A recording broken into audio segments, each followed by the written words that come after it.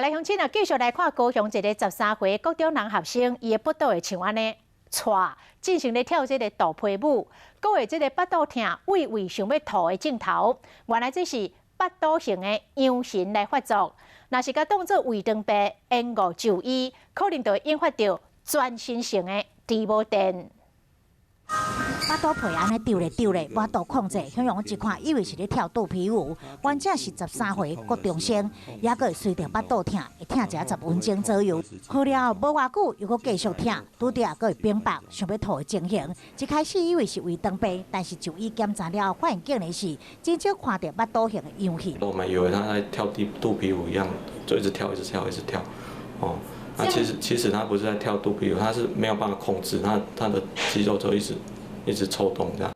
经过验血、肠啊、摄影、腹肚超音波拢是正常，一直到透过这电脑断层摄影甲脑部检查，才发现脑部无正常放电。一般都是在诊断这个肚子痛不明原因腹痛的时候，都找不到任何原因，然后再找广一点的时候才 做脑波，那做脑波的时候才发现他有不正常放电波。医师提醒家长，这种症状的包括着重复无停的腹肚痛、急性呕吐，发病原因可能是情绪波动，或者是发烧、感冒了后的感染，家长不用去轻忽。